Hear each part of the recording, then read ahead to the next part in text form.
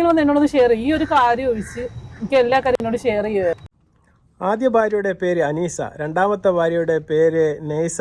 നാട്ടുകാരുടെ ഈ അപവാദ പ്രചരണം കൊണ്ട് തൻ്റെ ഒപ്പം ഓഫീസിൽ വർക്ക് ചെയ്യുന്ന അന്യമതസ്ഥരായ ഒരു സ്ത്രീയെ പ്രേമിക്കേണ്ടി വന്ന ഒരു ചെറുപ്പക്കാരനാണ് ഹംസ. അദ്ദേഹത്തിൻ്റെ വിവരങ്ങളാണ് ഞാൻ ഈ വീഡിയോ നിങ്ങളുമായി പങ്കുവെക്കുന്നത്. ഇതിനൊക്കെ ആൾക്കാർ പറയുന്ന ഒരു കാരണം ബഷീർ ബഷിയെ മാതൃകയാക്കുകയാണ് എന്നുള്ളതാണ്. അദ്ദേഹം തന്നെ പല ഇൻ്റർവ്യൂകളിലും അദ്ദേഹം പറഞ്ഞിട്ടുണ്ട് ഇതൊരു റിസ്കി ലൈഫാണ് എന്നും ആരും ഞങ്ങളെ കണ്ടിട്ട് ആവേശം ഉൾക്കൊണ്ടുകൊണ്ട് ഇത്തരം ഒരു കാര്യത്തിലേക്ക് വന്ന് ചാടരുത് എന്നൊക്കെ അദ്ദേഹം പല ഇൻ്റർവ്യൂകൾ പറഞ്ഞു വെക്കുന്നത് നമ്മൾ കണ്ടിട്ടുണ്ട്. ഇദ്ദേഹത്തിൻ്റെ ഒരു ജീവിതം വളരെ വെറൈറ്റിയാണ്. ഇദ്ദേഹം 2 ഭാര്യയും ഒത്താണ് ഇപ്പോൾ ജീവിക്കുന്നത്. പക്ഷേ എന്തുകൊണ്ടാണ് അദ്ദേഹം രണ്ടാമത്തെ കല്യാണം കഴിച്ചത്, എങ്ങനെയാണ് ഈ ജീവിതത്തിലേക്ക് എത്തിപ്പെട്ടത് എന്നൊക്കെ കേട്ടാൽ തീർച്ചയായിട്ടും നിങ്ങൾ ഞെട്ടിപ്പോവും. ഞാൻ പ്രത്യേകിച്ചൊരു കാര്യം നിങ്ങളോട് പറയുകയാണ്.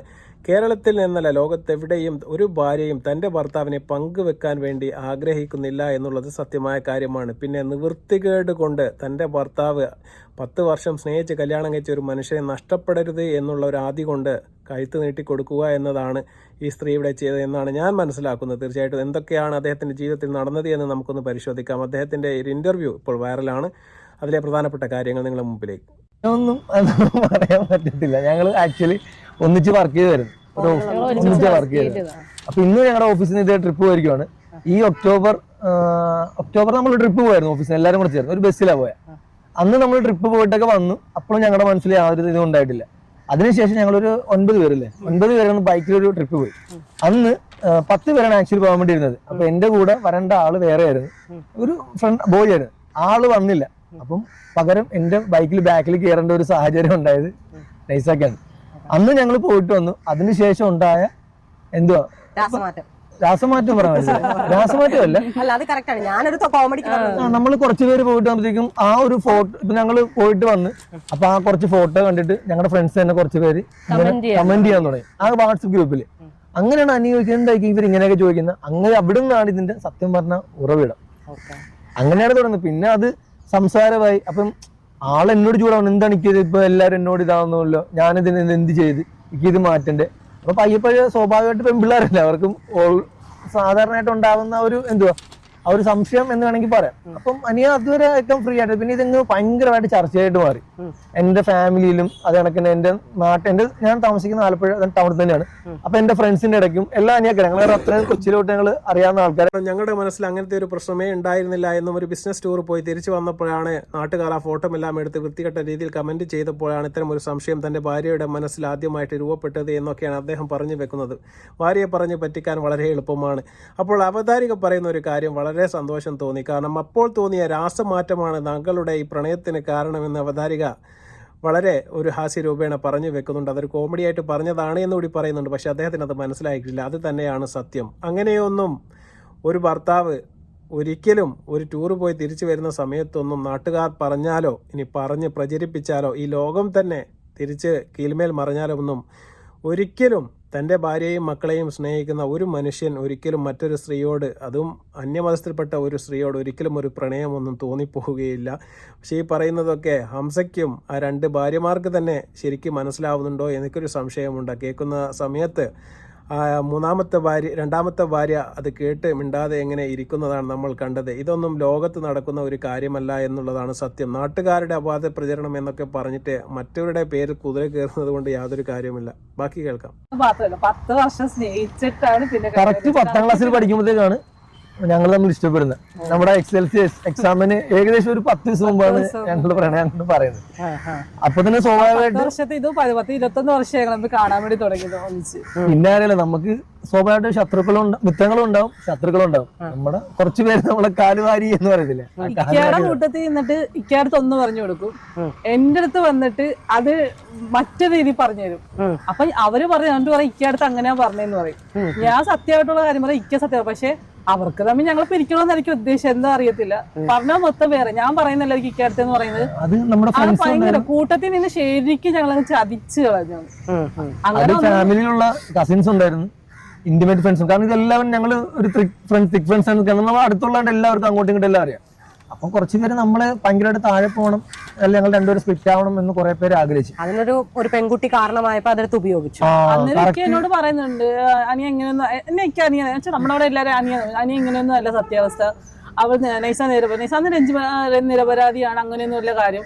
പക്ഷെ അത് ഓർത്ത് ഇങ്ങനെ സമാധാനിച്ച് നമ്മളൊന്ന് വീടിന്റെ അടുത്തെത്തപ്പോ അടുത്ത് കൊള്ളും അങ്ങനെയൊന്നുമല്ല പറയുന്നത്. അവൻ കള്ളം പറയുക, നിന്നെ പറഞ്ഞ് പറ്റിക്കുവാണ്, നിന്നെ പറ്റിക്കാന്ന് അവനറിയാം, അതുകൊണ്ട് അവൻ അങ്ങനെയൊക്കെ ചെയ്യുന്നതെന്ന് പറയുന്നത്. നമ്മുടെ മനസ്സിൽ സംശയത്തിന്റെ ഇപ്പൊ ഞാൻ പറഞ്ഞ മാതിരി അദ്ദേഹം ഇപ്പൊ പറയുന്നതെല്ലാം ഈ കുറ്റങ്ങളെല്ലാം നാട്ടുകാരുടെ തലയിലേക്ക് വെച്ച് കൊടുക്കുകയാണ്. അതുപോലെ തന്നെ കസിൻ ബ്രദേഴ്സും അതുപോലെ കുടുംബത്തിൽപ്പെട്ട ചില ആൾക്കാരും എല്ലാം പറഞ്ഞ് അങ്ങനെ അവരുടെ തലയിലാക്കിയ മട്ടിലാണ് അവരുടെ വർത്തമാനം എന്ന് പറയുന്നത്. ഇതിൽ നിങ്ങൾ പറയുന്നത് കേട്ട് കാണും. ആ സഹോദരിയെ 10ാം ക്ലാസ്സിൽ പഠിക്കുന്ന സമയത്താണ് ആദ്യ ഭാര്യ ഇവൻ പ്രേമിച്ചിട്ട് 10 വർഷം പ്രണയിച്ചതിന് ശേഷമാണ് കല്യാണം കഴിക്കുന്നത്. അത് 2 കുട്ടികളുണ്ട് എന്ന് നിങ്ങൾ മനസ്സിലാക്കണം. ഇപ്പം അദ്ദേഹത്തിനൊപ്പം ജീവിക്കാൻ തുടങ്ങിയിട്ട് ഏകദേശം 10-21 വർഷമായി അവർക്ക് അവനെ അറിയാമെന്നാണ് ആദ്യ ഭാര്യ തന്നെ പറഞ്ഞു വെക്കുന്നത്. അത്രയ്ക്കും മാനസികമായിട്ട് അടുപ്പവും സ്നേഹവുമുള്ള ഈ ഒരു വ്യക്തി ഒരു ബിസിനസ് ടൂർ പോയി വന്നതിന് ശേഷം ആൾക്കാർ വൃത്തികെട്ട രീതിയിൽ കമൻ്റ് എഴുതിയത് കൊണ്ടും അതുപോലെ തന്നെ കുടുംബക്കാർ മറ്റു ചിലർ അങ്ങനെ പറഞ്ഞുണ്ടാക്കി ഈ അനീസ എന്ന് പറയുന്ന കുട്ടിയിൽ ഒരുപാട് നല്ല രീതിയിലും മറിച്ചും തിരിച്ചും എല്ലാം ആൾക്കാരിങ്ങനെ പറഞ്ഞു കൊടുക്കാൻ തുടങ്ങിയെന്നാണ് പറയുന്നത്. അതുകൊണ്ടൊന്നും ഒരിക്കലും ഒരു ഭർത്താവും പേച്ചു പോയതായിട്ട് നമുക്ക് എവിടെയും കേട്ടൊരറിവ് പോലും ഇല്ല എന്നുള്ളതാണ്. പിന്നെ നിങ്ങളെല്ലാവരും നമ്മളോട് ചോദിക്കും, നിങ്ങളെന്തിനാണ് അവർ സുഖമായിട്ട് ജീവിക്കുകയല്ലേ, എന്തിനാണ് അവരുടെ ജീവിതം എടുത്തിട്ട് നിങ്ങളിങ്ങനെ റിയാക്ട് ചെയ്യുന്നത്? അപ്പം നിങ്ങളോട് എനിക്ക് പറയാനുള്ളത്, ഇത്തരം കാര്യങ്ങൾ ഇൻഫ്ലുവൻസ് ആയിട്ട് തന്നെയാണ് ഒരുപാട് കുടുംബങ്ങൾ വയ്യാധാരമായി പോകുന്നത് എന്നുള്ളതാണ്. ഞാൻ പറഞ്ഞ മാതിരി ഇപ്പോൾ നിങ്ങൾ ബഷീറെ കുറ്റം പറയുന്നത് കാരണം എന്താണ്? അത്തരം ഫാമിലിയെ കണ്ടുകൊണ്ട് അവരുടെ ജീവിതം കണ്ടുകൊണ്ട് ആരും അത് ഉൾക്കൊണ്ടുകൊണ്ട് അതുപോലെ മുന്നോട്ട് കൊണ്ടുപോകാൻ പറ്റും ലൈഫ് എന്ന രീതിയിൽ ആരും അതിൽ പോയി ചാടേണ്ടതില്ല എന്ന് അദ്ദേഹം തന്നെ പറഞ്ഞിട്ടുണ്ട്. അതുപോലെ തന്നെയാണ് ഇത്തരം ഫാമിലികൾ ചെയ്യുന്ന കാര്യങ്ങൾ നമ്മുടെ സമൂഹത്തിൽ ഒരുപാട് പേർ കണ്ടിട്ട് അത് ജീവിതത്തിൽ അനുകരിക്കാൻ നോക്കിക്കഴിഞ്ഞാൽ നമ്മുടെ ജീവിതം ബമ്പം പരാജയമായിരിക്കും എന്നുള്ളതിന് 100% ഉറപ്പാണ്. അതിന് പ്രധാനപ്പെട്ട ഒരു കാരണം അവരുടെ ആദ്യ ഭാര്യ പറയുന്നുണ്ട്. നമുക്ക് അതുകൂടി കേൾക്കാം. കുറച്ച് ഒരു 1.5 മാസത്തിനിടക്കൊരു എന്തോ നമ്മള് മരിച്ചവൾ എന്നാ തന്നെ വിളിച്ചപ്പോ എന്റെ പറഞ്ഞു നമ്മള് ഞാൻ സൂചിച്ച ആ വക്കത്ത് 2 പ്രാവശ്യം വന്നു തന്നെ. അനിയ മാത്രല്ല, ഞാനും 3 പേർക്ക് 3 ഇഷ്യൂസ് ആയിരുന്നു. നമുക്ക് പുറത്തിറങ്ങി നിൽക്കാൻ പറ്റാത്ത ഒരു അവസ്ഥയായിരുന്നു. ഞാൻ അത്യാവശ്യം ഇവിടെ നമുക്ക് നാട്ടിൽ എല്ലാവർക്കും നല്ല സപ്പോർട്ടും എന്റെ പാരന്റ്സ് 2 ടീച്ചേഴ്സ് ആയിരുന്നു. അപ്പൊ അതിന് ഈ നാട്ടിലെ ഏകദേശം എല്ലാ ആൾക്കാരും നമുക്കറിയാം. പക്ഷെ നമുക്ക് പുറത്തോട്ട് പോലും എല്ലാവരുമായിട്ട് നല്ല ഇതാണ്. എനിക്ക് ആർക്കെന്തെങ്കിലും ഒരു പ്രശ്നം ഉണ്ടാകും എല്ലാ കാര്യത്തിനും ഓടുക. എനിക്കാണെന്ന് വെച്ചാൽ എല്ലാവർക്കും ഭയങ്കര വിഷയം. ഏതൊരു പാതിരാത്രിയില് ഒരു പെണ്ണ് കൂട്ടി ഇതാക്കി എല്ലാവർക്കും അത്രയും വിശ്വാസമുള്ള ഒരാളായിരുന്നു. അപ്പൊ അതിനകത്തുനിന്ന് പെട്ടെന്ന് ഇങ്ങനെ വന്നപ്പോഴത്തേക്കും ഇപ്പോഴത്തെ കാര്യം പണ്ടത്തെ ഓരോ കാര്യങ്ങൾ ഇങ്ങനെ ചെയ്യാൻ വേണ്ടി തുടങ്ങി. അവൻ അങ്ങനെയായിരുന്നു മറ്റേന്ന് വെച്ചാൽ അന്നേരം അറിയില്ല. അതൊന്നും ഞാൻ വിശ്വസിച്ചു. ഇപ്പോഴത്തെ ഒരു കാര്യം എനിക്ക് അറിയത്തില്ല. പണ്ട് അവൻ അങ്ങനെ ചെയ്ത് ഇങ്ങനെ ചെയ്യുന്നൊക്കെ ഓരോന്നൊക്കെ ഓരോ വഴി കൂടെ ഒക്കെ വരാൻ വേണ്ടി തുടങ്ങി. അതൊന്നും എനിക്ക് അറിയത്തില്ല. കാരണം വെച്ചാൽ ഞാൻ ഇത്ര വർഷം വെച്ചാൽ ഈ 10 വർഷമായിട്ട് ഒരാൾ കൂടെ ഉണ്ടായിരുന്നു. ഇപ്പൊ നൈസ് 2 വർഷമായിട്ടുള്ളൂ. ഇത്രയും വർഷം എനിക്കറിയിക്കുക ഇതാണെന്ന് വെച്ചാൽ ഞങ്ങൾ ഒന്നിച്ചു ഞങ്ങൾ എടാ പോടാന്ന് വിളിച്ച് വളർന്നു. കല്യാണത്തിന് ശേഷം ഞാൻ നിൽക്കാൻ തന്നെ വിളിക്കാൻ വേണ്ടി തുടങ്ങി തന്നെ. ഞാൻ ആ അന്നത്തെ കാലത്തേക്ക് എന്തുണ്ടെങ്കിലും ഒന്ന് എന്നോടൊന്ന് ഷെയർ ചെയ്യും. ഈ ഒരു കാര്യം ഒഴിച്ച് എനിക്ക് എല്ലാ കാര്യം എന്നോട് ഷെയർ ചെയ്യുക. 2.5 മാസത്തോളം പുറത്തിറങ്ങി നടക്കാൻ പറ്റാത്ത ഒരു അവസ്ഥയിലായി പോയി എന്നുള്ളതാണ് ആ സ്ത്രീ പറഞ്ഞു വെക്കുന്നത്. കാരണം അദ്ദേഹം രണ്ടാമതൊരു കാര്യം കൂടി പറയുന്നുണ്ട്. ഈ ഒരു കാര്യം മാത്രം ജീവിതത്തിൽ ഇവരുടെ ഭർത്താവ് ഇവരുമായി ഷെയർ ചെയ്തില്ല എന്നാണ് പറയുന്നത്. ഇതൊരു കാരണവശാലും ഷെയർ ചെയ്യുകയില്ല, അത്തരം കാര്യങ്ങൾ ഷെയർ ചെയ്യില്ല. അത് തന്നെയാണ് അതിൽ ഏറ്റവും വലിയ പ്രത്യേകത. ആ സ്ത്രീ പറയുന്നുണ്ട്, ഈ കഴിഞ്ഞ ജീവിതാനുഭവം വെച്ചിട്ട് പറയുകയാണ്, മറ്റൊരു വീട്ടിൽ രാത്രി കാവൽ കിടക്കാൻ പോലും അദ്ദേഹത്തിൻ്റെ ഭർത്താവിനെ വിളിക്കുമായിരുന്നു. അത്രയ്ക്ക് വിശ്വാസമായിരുന്നു എന്നാണ് പറയുന്നത്. എന്നിട്ടും ഇത്തരം ഒരു കള്ളത്തരം അദ്ദേഹത്തിന് ഒളിപ്പിച്ചു വെക്കാൻ വേണ്ടി സാധിച്ചിട്ടുണ്ട് എന്നെങ്കിൽ തീർച്ചയായിട്ടും നിങ്ങളെ വഞ്ചിച്ചത് തന്നെയാണ് എന്ന് ഞങ്ങൾ വിശ്വസിക്കുന്നു. പക്ഷേ നിങ്ങളീ പറയുന്ന നാട്ടുകാരും അതുപോലെ തന്നെ വീട്ടുകാരും അങ്ങനെ പറഞ്ഞു ഇങ്ങനെ പറഞ്ഞു എന്നൊക്കെ പറഞ്ഞുകൊണ്ട് അത്തരം ആ കുറ്റം നാട്ടുകാരുടെയും കുടുംബക്കാരെയും തലയിൽ വെച്ച് കൊടുക്കുന്നത് കൊണ്ട് പ്രത്യേകിച്ച് കാര്യമൊന്നുമില്ല. നിങ്ങൾക്കൊരു സമാധാനത്തിന് വേണ്ടിയാണെങ്കിൽ നിങ്ങൾ അങ്ങനെ പറഞ്ഞു വെക്കുക എന്ന് മാത്രമേ ഉള്ളൂ. ബാക്കി കേൾക്കും. ഇതെല്ലാം ഈ സമയത്ത് ആള് ഇതൊന്നും ഫസ്റ്റിലും ഇതൊന്നും അറിഞ്ഞിട്ടില്ല സംഭവം. പിന്നെയാണ് ഇത് ഭയങ്കരമായിട്ട് സംസാരത്തിനിടയായി. അങ്ങനെയാണ് രഞ്ജിമ വിളിച്ചിട്ട് എന്നോട് ഇങ്ങനെ, അന്നേ രഞ്ജിമ എന്ന് പറഞ്ഞാല് അന്നത്തെ ആ പേര്, എന്നെ ഭയങ്കരമായിട്ട് ഷൗട്ട് ചെയ്യും. ഇതാണ് ഞാൻ എന്താണ്. എന്റെ വീട് വന്നിട്ട് ഇവിടെ മാരാരിക്കുളം കലവൂർ നമ്മുടെ തീരദേശ ഹൈവേ അല്ലേ, ആ റോഡിലാണ്. അപ്പൊ അങ്ങനെ അവിടെ നിന്നാണ് ഈ സംഭവം തുടർന്ന് വരുന്നത്. പിന്നെ നമ്മൾ തമ്മിൽ ഇതിപ്പം ഒന്ന് സോൾവ് ചെയ്യണമല്ലോ. അങ്ങനെ ഞങ്ങൾ ഇടയ്ക്ക് സംസാരം തുടങ്ങി. ഇതെന്ത് ചെയ്യും, എങ്ങനെ സോൾവ് ചെയ്യാൻ പറ്റും, നമുക്കൊരു സൊല്യൂഷൻ വേണമല്ലോ. ഇതിലിപ്പോ നമ്മൾ പെട്ടുപോയി. അങ്ങനെ ഞാൻ റിക്വസ്റ്റ് ചെയ്ത് നമുക്ക് സോൾവ് ചെയ്യാൻ എന്തെങ്കിലും ചെയ്യാൻ പറ്റുമോ. അങ്ങനെയാണ് ഞങ്ങൾ തമ്മിൽ സംസാരിക്കാൻ തുടങ്ങി. അപ്പൊ സംസാരം വന്നാണ് അതൊരു പയ്യെ പ്രണയമായി മാറിയത്. ആദ്യമേ നിങ്ങൾക്കിടയിൽ ഒരു പ്രണയം ഉണ്ടായില്ല, അതൊരു തെറ്റിദ്ധാരണയുടെ പുറത്ത് അപവാദ പ്രചരണം. അതാണ് എന്റെ കറക്റ്റ് ആൻസർ. അപവാദ പ്രചരണം പിന്നീട് നിങ്ങൾ സത്യമാക്കി. അത് നമ്മൾ സത്യമാക്കി എടുത്ത്. അപ്പൊ പിന്നെ പറഞ്ഞു കണ്ട ഇതിങ്ങനെ സംഭവം പറയാൻ തുടങ്ങി. കണ്ട ഞങ്ങളന്ന് പറഞ്ഞ സത്യം കാലജ്ഞാനികളെ അങ്ങനെ വരാൻ തുടങ്ങി. അല്ല ഇപ്പൊ പറഞ്ഞ പോലെ അപവാദ പ്രചരണങ്ങൾ ഒരുപാട് പേരുടെ ജീവിതം നശിപ്പിച്ചിട്ടുണ്ട്. ഇപ്പൊ നിങ്ങൾ പറഞ്ഞ പോലെ ഒന്നും ഉണ്ടായിരിക്കത്തില്ല. ഇപ്പം നിങ്ങളുടെ കുറച്ചു നാളത്തെ ഒരു എന്താ പറയാ ആ ഒരു ടെൻഷൻ അവസാനം ഞാൻ പറഞ്ഞതുപോലെ തന്നെ അപവാദ പ്രചരണം അവസാനം സത്യമായി അല്ലെങ്കിൽ പ്രണയമായി എന്നാണ് അദ്ദേഹം പറയുന്നത്. അങ്ങനെ പറഞ്ഞു വെച്ചിട്ട് അവസാനം ആ സ്ത്രീ ഇദ്ദേഹത്തെ വിളിച്ച് ഇനി എന്ത് ചെയ്യുമെന്ന് ചോദിച്ചപ്പോൾ അദ്ദേഹം പറയുന്നത് അദ്ദേഹത്തിൻ്റെ മുമ്പിൽ 4 ജീവനുകളാണ് ഉള്ളത്, അത് സംരക്ഷിക്കുക എന്നുള്ള ഒരു ദൗത്യം അദ്ദേഹം ഏറ്റെടുക്കുകയാണ് ചെയ്തത് എന്നാണ് പറയുന്നത്. ഒന്ന് അദ്ദേഹത്തിൻ്റെ ഭാര്യയുടെ ജീവിതം, അവരെന്താ വെച്ചാൽ 2-2.5 മാസം അത്രയ്ക്കും ഡിപ്രഷനിലായിരുന്നു, ആത്മഹത്യയെക്കുറിച്ച് വരെ ചിന്തിച്ചു പോയി എന്നാണ് ആദ്യ ഭാര്യ പറഞ്ഞത്. എന്നിട്ട് ഗത്യന്തരമില്ലാതെ വന്നപ്പോഴാണ് ആ കുട്ടി ഈ ഒരു കല്യാണത്തിന് സമ്മതിച്ചത് എന്നുള്ളതാണ്. പിന്നെ രണ്ടാമത്തെ ഒരു കാര്യം എനിക്ക് നിങ്ങളോട് പറയാനുള്ളത്, ഈ കുട്ടി എന്ന് പറയുന്നത് രഞ്ജിത എന്ന് പറയുന്ന അന്യമതത്തിൽപ്പെട്ട ഒരു കുട്ടിയാണ്. അവിടെ നിന്നാണ് കല്യാണം കഴിച്ച് ഇൻ്റർ കാസ്റ്റ് മാരേജാണ് ഈ മതത്തിലേക്ക് വന്നതും അതിനുശേഷം ഇവർ കല്യാണം കഴിച്ചതുമെല്ലാം.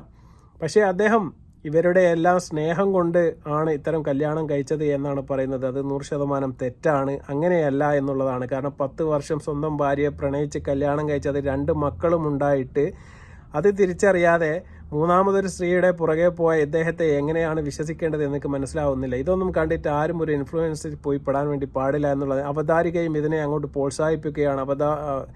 ഒരുപാട് അപവാദ പ്രചരണം കൊണ്ട് ഇവരെ പ്രണയം വന്നു എന്നും അങ്ങനെ അവസാനം ഇവരെ കല്യാണം കഴിച്ചു എന്ന രീതിയിലൊക്കെ അങ്ങോട്ട് സോപ്പിട്ട് പറയുകയാണ്. ഇതൊന്നും നല്ലൊരു മെസ്സേജ് അല്ല നമ്മുടെ സമൂഹത്തിന് കൊടുക്കുന്നത്. അതുകൊണ്ട് തന്നെയാണ് നമ്മൾ ഈ വീഡിയോ എടുത്ത് റിയാക്ട് ചെയ്യുന്നത്. നാളെ ഇത് കാണുന്ന സമൂഹം ഒരിക്കലും ഇത്തരം കാര്യങ്ങളിൽ സുഖമാണ് എന്നും നമ്മുടെ സമൂഹത്തിലേക്ക് ഇത്തരം കാര്യങ്ങൾ കൊണ്ടുവന്നാൽ ഒരിക്കലും നമ്മുടെ സമൂഹവും നമ്മുടെ കുടുംബവും അതുപോലെ തന്നെ ഭാര്യയും അമ്മയും ഒന്നും തന്നെ ഇത് അംഗീകരിക്കാൻ വേണ്ടി പോകുന്നില്ല.